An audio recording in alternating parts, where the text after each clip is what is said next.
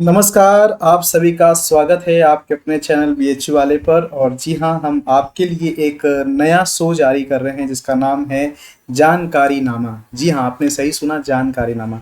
दरअसल क्या है कि सवालनामा डॉक्टर सत्यपाल सर के साथ उनके चैनल पर आता है और बहुत ही उसका अच्छा रिस्पांस रहा है। विद्यार्थियों के कई सवाल जो चैम्बर में आकर के उनको पूछना पड़ता था और कन्फ्यूजन रहता था, उसको सवालनामा के जरिए हम लोग कोशिश कर रहे हैं कि वो दूर किया जाए।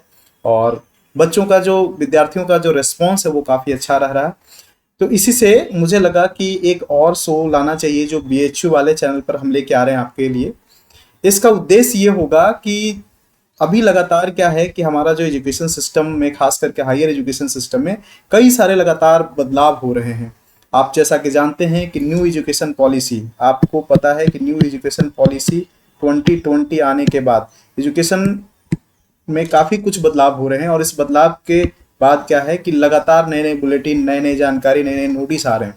ऐसे में जो स्टूडेंट्स हैं उनके लिए काफ़ी कन्फ्यूजन क्रिएट हो जाता है कि आखिर क्या सही है। क्योंकि देखिए, नोटिस पढ़ के समझ जाना एक अलग बात है, लेकिन क्या वो सही समझ रहे हैं? प्रैक्टिकली जो इन्फॉर्मेशन है वो थोड़ा थियोरेटिकल डिफरेंट हो जाता है। कोई कन्फ्यूज़न ना हो जाए फॉर्म भरने में या फिर किसी प्रकार की जो ज़रूरत है उसको पूरा करने में। इसीलिए हम चाहते हैं कि जो प्रैक्टिकली हम लोग कर रहे हैं इस जगह पे, बीएचयू जैसे संस्था में और सारी चीज़ चल रही है, तो जो हमारा अपना प्रैक्टिकल नॉलेज है और जो इन सब चीज़ों में हम लोगों का अपना एक्सपीरियंस है, साथ ही जो ये अपडेट्स आ रहे हैं उसका कंप्रहेंशन करके, अच्छे से एनालिसिस करके, हम आपको वीडियो एक कॉन्साइज वे में आपके सामने प्रस्तुत करें ताकि आपको कम समय में वो सारी चीज़ समझ में आ जाए। इसके बाद भी अगर किसी चीज़ को लेकर के अगर डाउट होता है तो आप हमसे कमेंट के जरिए या आप मेल कर सकते हैं। bhu वाले मैं आप स्क्रीन पे लिख रहा हूँ, bhu वाले 09@gmail.com। ठीक ना? इस पे आप मेल करके पूछ सकते हैं, जवाब आपको मिल जाएगा। और हम कोशिश करेंगे कि आपके जानकारीनामा में आपके ऑथेंटिक सवाल को इंक्लूड करें और उसके माध्यम से और भी जो विद्यार्थी इस जानकारीनामा शो के साथ जुड़ेंगे उनको फ़ायदा पहुंचे। ये सबसे पहले मैं यूजीसी नेट के बारे में बता देता हूं कि देखिए, ये काफ़ी बदलाव हुआ है और ये 54 पेजेस का है और ये बुलेटिन में बताऊंगा। लेकिन इससे पहले जो मुझे एक सवाल विद्यार्थी ने, किसी ने पूछा कि सर वो मैथमेटिक्स सब्जेक्ट से यूजीसी नेट जेआरएफ का फॉर्म भरना चाह रहे थे लेकिन उनको सब्जेक्ट नहीं मिल रहा था।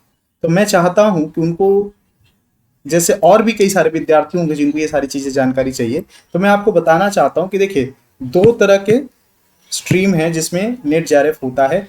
एक जिसको हम सोशल साइंस या ह्यूमैनिटीज कह लें उसके लिए, और एक साइंस एंड जो टेक्निकल सब्जेक्ट होते हैं उसके लिए। तो टेक्निकल सब्जेक्ट और साइंस के लिए जो उसकी जो केयर टेकर संस्था है वो है CSIR। CSIR का मतलब council of scientific and industrial research, ठीक ना? और सोशल साइंस के लिए जो है वो है यूजीसी, ठीक ना? यूनिवर्सिटी ग्रांट कमीशन, जैसे कि आप स्क्रीन पे देख सकते हैं। तो यूजीसी के अंतर्गत आप उन चीज़ों के लिए नेट और जेआरएफ का फॉर्म भर सकते हैं जो social science and language and humanities के सब्जेक्ट होंगे। जबकि CSIR की अगर हम बात करें तो CSIR टेक्निकल, जैसे साइंस, मैथ और जो टेक्निकल सब्जेक्ट होते हैं उसके लिए आप CISR के लिए कर सकते हैं।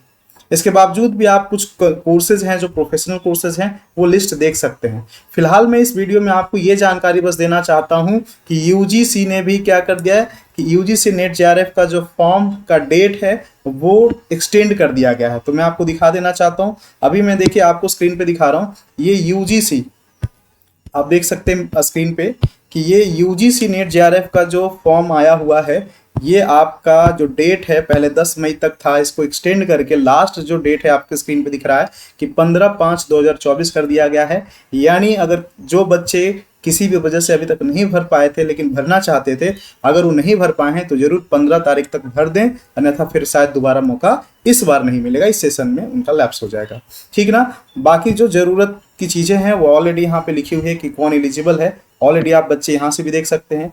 दूसरी चीज़ की एज लिमिट क्या है, यहाँ पे लिखा हुआ है कि जेआरएफ की मैक्सिमम एज 31 ईयर्स होती है। बाकी नेट की कोई एलिजिबल मतलब एज लिमिट नहीं है।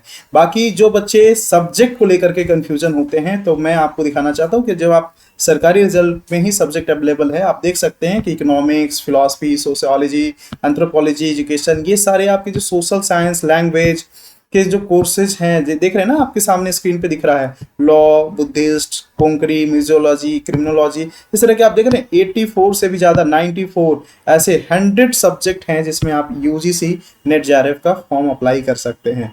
तो दोस्तों ये तो रहा यूजीसी के जरिए, लेकिन जो विद्यार्थी साइंस ग्रुप के हैं उनके लिए भी मैं बता देता हूँ कि आपके स्क्रीन पे देखिए साइंस ग्रुप के लिए भी, ये साइंस ग्रुप के लिए है CSIR, NTA CSIR UGC net. आप जैसे कि देख सकते हैं, देखिए NTA क्या है, ये एक एजेंसी है, नेशनल टेस्टिंग एजेंसी, जो नेशनल लेवल के सभी एग्जाम को कराने वाली एक एजेंसी है, ठीक ना। लेकिन उसके अंतर्गत जो संस्था है जो डिग्री देती है, तो एक यूजीसी होती है जो social science, language and humanities के कोर्सेज का, जबकि एक टेक्निकल एंड साइंस कोर्सेज का, इंडस्ट्रियल कोर्सेज का ये CSIR देती है। और ये CSIR के तहत जो एग्जाम होता है उसका नेट, इसमें भी देखिए यूजीसी लिखा हुआ है, CSIR UGC net JRF exam. लेकिन ये टेक्निकल और किसके लिए है, इंडस्ट्रियल या साइंटिफिक कोर्सेज के लिए, सब्जेक्ट के लिए है। इसका भी देखिए लास्ट डेट कब है मैं बता देना चाहता हूँ। जो विद्यार्थी जैसे मैथ से बनना चाहते हैं, कोई साइंस या फिजिक्स या केमिस्ट्री, इन सब सब्जेक्ट से अगर वो नेट जेआरएफ के लिए अप्लाई करना चाहते हैं तो उनके लिए भी फॉर्म स्टार्ट है। 21/5/2024 आपके स्क्रीन पे दिख रहा है, ये है। बाकी फीस आप देख ही सकते हैं, करेक्शन डेट, सारी इंफॉर्मेशन आपको मिली हुई है। इसमें मैक्सिमम एज देख लीजिए, अंतर जो है वहां 31 जो थी मैक्सिमम एज थी, जबकि यहाँ पे मैक्सिमम एज आपके स्क्रीन पे देख सकते हैं कि 28 ईयर्स फॉर जेआरएफ ओनली है। तो देखिए यहाँ पे, और लेक्चरशिप के लिए, असिस्टेंट प्रोफेसर के यानी जो नेट का सर्टिफिकेट होता है उसके लिए कोई एज लिमिट नहीं है। बाकी आप यहाँ पे जो सब्जेक्ट की बात है वो आप सब्जेक्ट देख सकते हैं, यहाँ पे कई सारे ऐसे सब्जेक्ट कॉम्बिनेशन है, आप उसको आराम से देख सकते हैं। तो बस मुझे यही जानकारी देनी थी क्योंकि विद्यार्थी काफ़ी डाउट में थे, उनको ऐसा पूछना चाह रहे थे, तो मैंने उनके लिए सोचा कि क्यों ना जानकारीनामा शो का जो शुरुआत है वो ऐसे ही इंपॉर्टेंट जानकारी के साथ करूं। मिलते हैं अगले वीडियो में, धन्यवाद, बने रहिए और प्यार देने के लिए बहुत बहुत शुक्रिया।